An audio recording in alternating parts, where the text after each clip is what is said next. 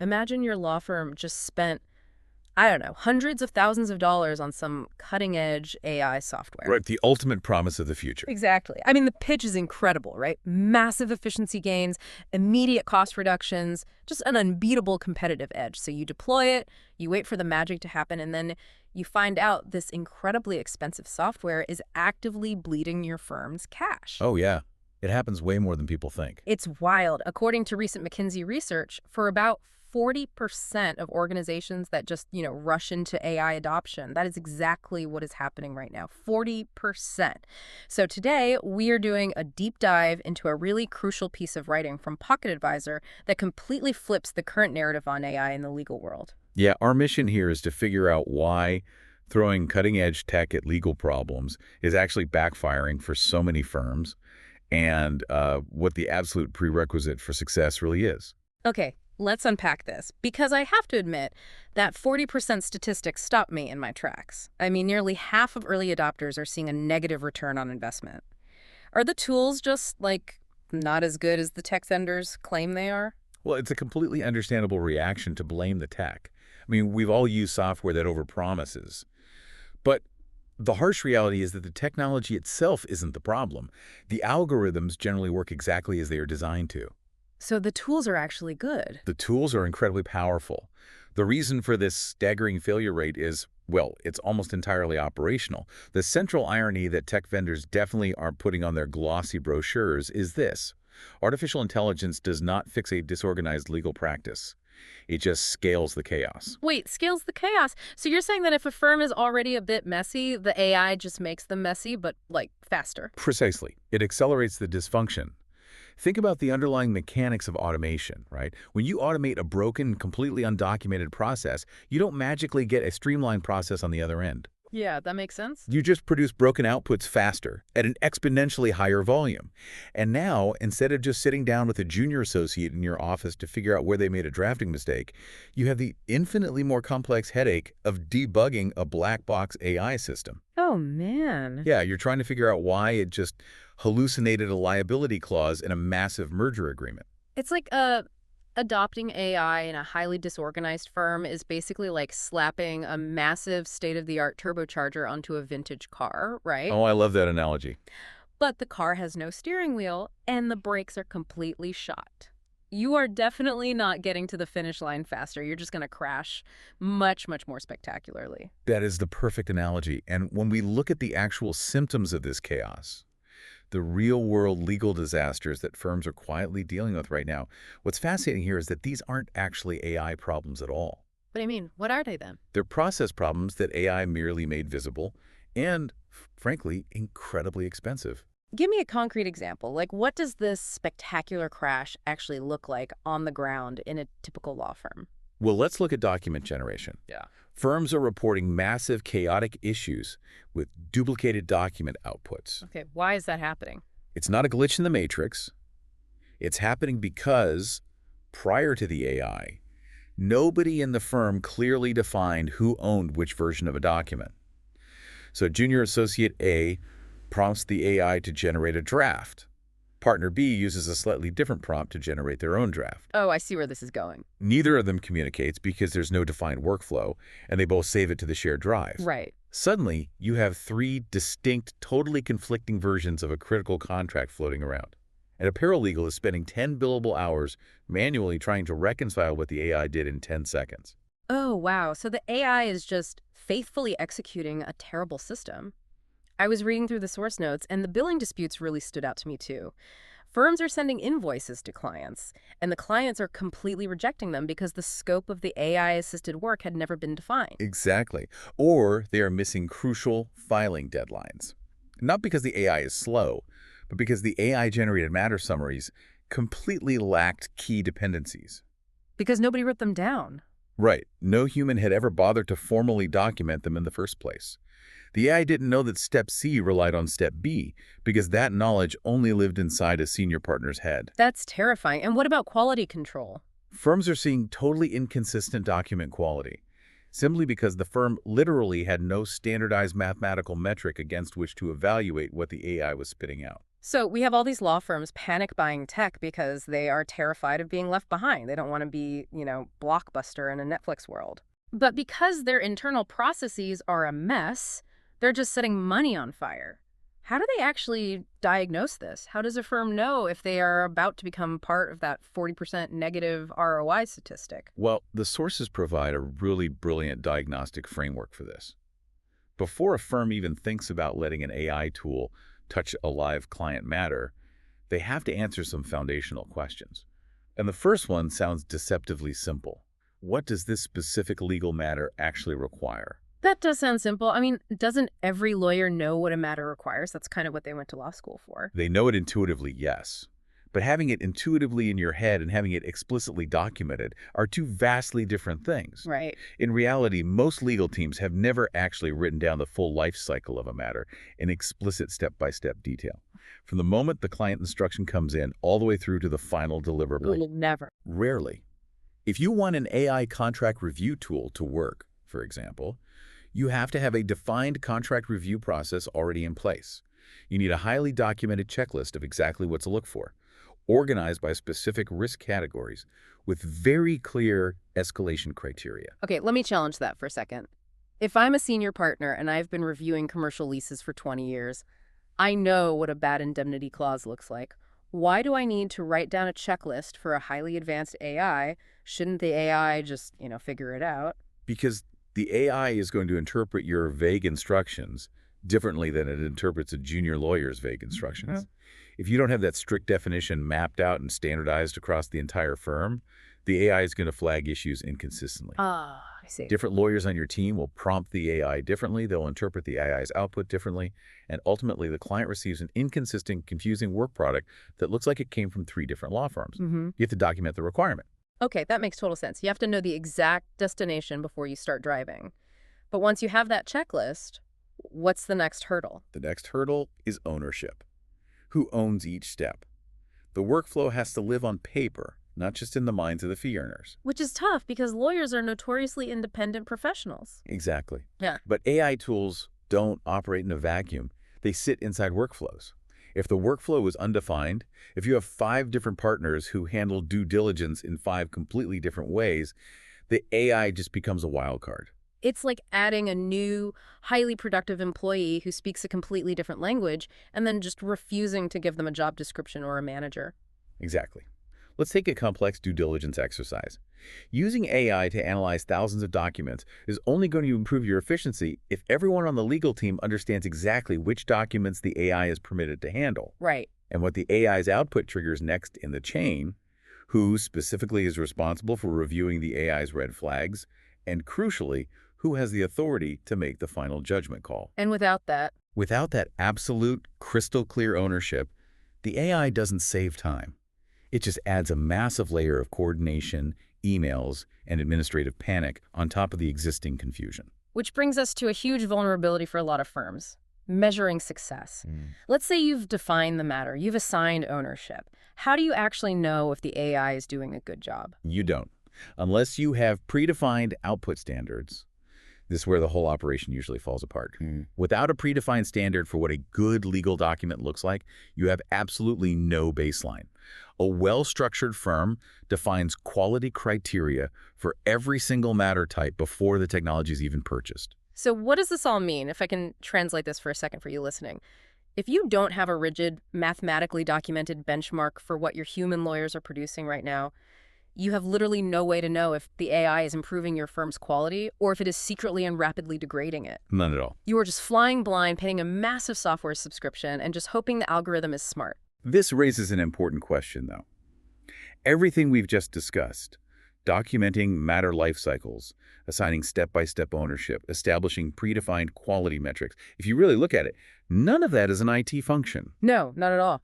You can't just call up your software vendor's customer support and ask them to, map out your firm's partnership structure. Precisely. These are management functions. Specifically, this is the domain of legal project management, or LPM. And this is the core argument of the Pocket Advisor piece. The cure for the chaos isn't better AI. The cure is legal project management. The sources lay out how LPM builds the absolute necessary foundation so that when you do finally plug the AI in, it actually works. Let's dig into how that practically plays out. It starts with process clarity, right? You mentioned earlier that most teams have never formally mapped their work. Right, LPM requires legal teams to meticulously map their workflows before any automation happens. The International Institute of Legal Project Management, the ILPM, has a very robust framework for this, and it begins with scoping.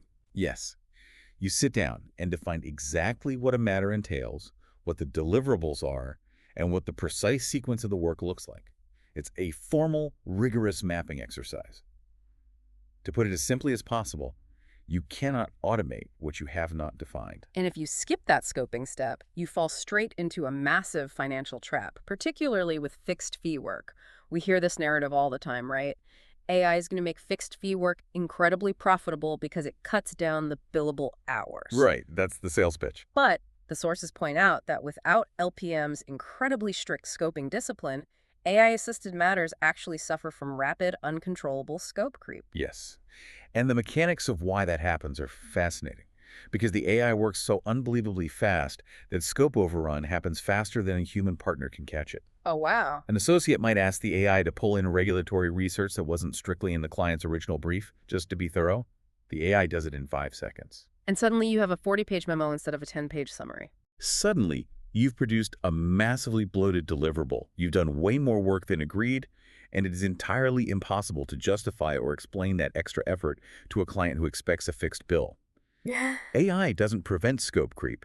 It accelerates it if you aren't managing the boundaries. Okay, so you lock down the scope. The next step is resource mapping, which is all about human-AI collaboration. When you bring AI onto the team, who is doing what? LPM's resource planning frameworks answer this directly. Traditionally, LPM defines which tasks are handled by which human team members, junior associate, paralegal, senior partner. When you add AI to the mix, that framework naturally extends. Okay. It dictates exactly which administrative or data-heavy tasks the AI handles, which of the AI's outputs require senior human review, and crucially, which nuanced legal decisions can absolutely never be delegated to a machine. I love this concept, because if you don't have this map, you end up making two incredibly costly mistakes. The first is obvious. You over-rely on AI for things that desperately require human judgment, and you risk malpractice. But the second mistake is financial. If you don't map your resources, you end up paying your most expensive senior lawyers to do basic tasks that the AI could have handled perfectly well. It's like hiring a Michelin star head chef and paying them $500 an hour to stand in the back and chop onions. It's an absurd waste of high-level talent. That is exactly what happens. You're paying partner rates for basic data extraction. And this ties directly back into the fourth pillar, quality standards. Okay, so you have the AI chopping the onions, to use your analogy. Oh, okay. LPM ensures you have a delivery framework with quality benchmarks built in before the tech touches a single document. Right, because an AI-generated summary of a 50-page case file is completely useless unless a human can look at it, compare it against a known documented standard, and definitively say, yes, this is complete and accurate according to our firm's specific requirements. Exactly. But here is where we hit the human element of all this, which requires massive change management. Here's where it gets really interesting, because my natural assumption, and I think the assumption of a lot of people listening, is that the biggest hurdle to adopting AI is just that lawyers are traditionally technophobes. You know, they like their highlighters, they like printing out emails, they just don't want to learn new software. Isn't that the real problem? What's fascinating here is that the data says no. User resistance to AI in law firms isn't usually born from technophobia. It is born from uncertainty. Uncertainty, like they don't know what it does. Yes, when a lawyer doesn't understand exactly how a new tool fits into their highly specific day-to-day Tuesday afternoon workflow, they don't necessarily fight the machine. They just quietly ignore it. Oh, that makes sense. They revert to doing things manually, the exact way they've always done it, because they know that way works and protects them from liability. And suddenly, that massive tech investment the partners made is completely wasted. It's basic human nature. If you drop a powerful tool on my desk but don't show me how it changes my process, I'm sticking to the old way. So how does LPM fix that? LPM's change management frameworks are designed specifically to address how to introduce new processes to highly skeptical legal teams. Firms that already have a high competency in legal project management integrate AI tools so much more smoothly because their teams are already comfortable with the concept of structured, managed, and highly communicated process change. Okay, we have the theory. We understand that LPM is the necessary foundation, but to really cement this for you listening, we need to move from theory to reality. Let's look at how this actually operates in specific day-to-day legal tasks. Walk us through a concrete example. Let's start with contract review, which is probably the most common AI use case right now. Sure, let's say you have a 200-page commercial lease. The firm wants to use AI to find red flags. If they don't have an LPM foundation, junior lawyer A feeds the contract into the AI and asks for a general summary of liabilities.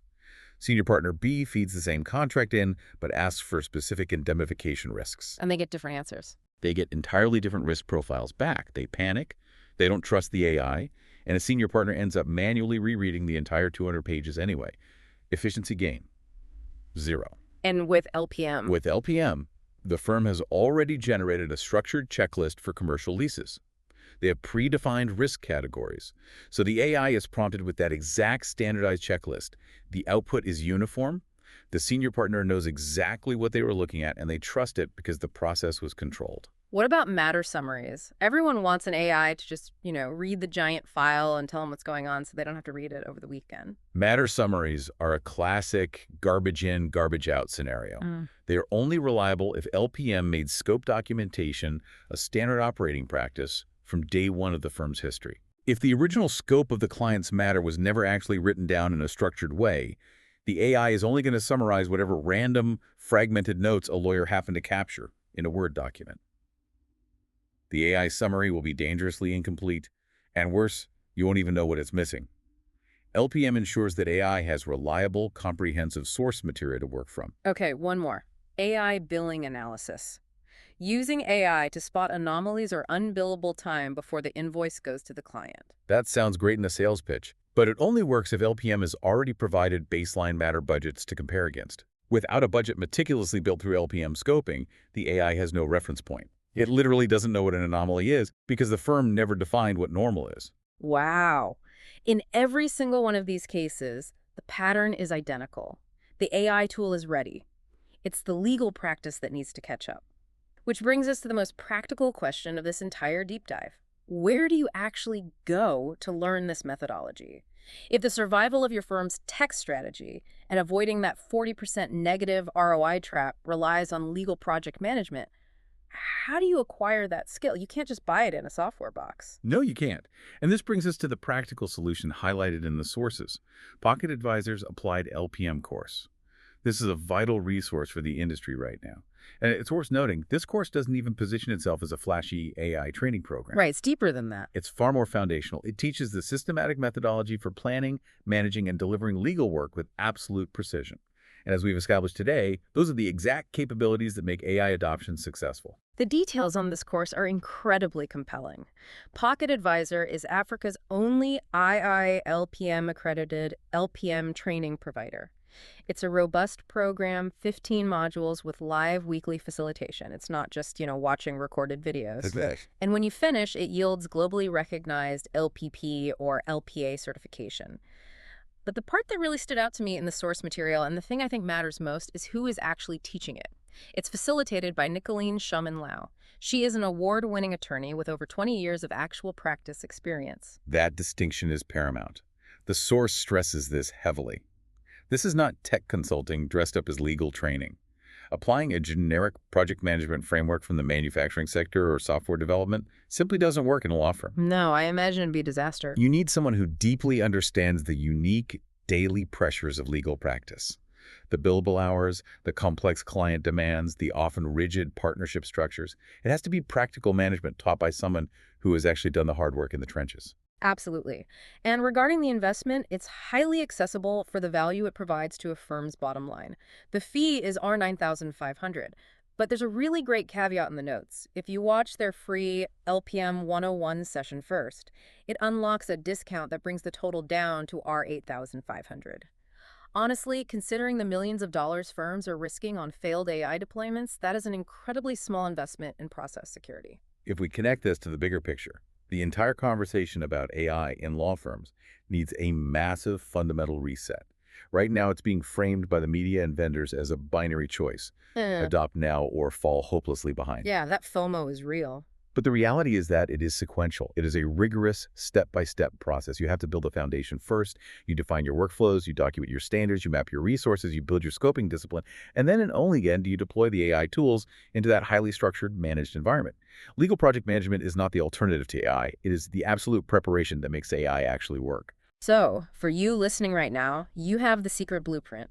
You now know exactly why your competitors might be quietly struggling with their expensive new toys, and you know exactly how to ensure your firm doesn't fall into that 40% negative ROI trap. You have to put the process before the processor. Looking at all of this leaves me with one really lingering thought. What's that? Well, if bringing a highly efficient AI system into a law firm so violently and immediately exposes all these hidden, expensive inefficiencies in the way we've been working, Right. if dropping that turbocharger into the engine instantly reveals that we've been driving without a steering wheel this whole time, what other deeply ingrained century-old legal practices might a rigorous AI audit accidentally reveal to be totally broken? I mean, really think about it. How much of what we accept today as just standard legal practice is actually just institutionalized chaos? That is the real question, isn't it? Yeah. It might just change the entire industry. Something to chew on. Thanks for joining us on this deep dive.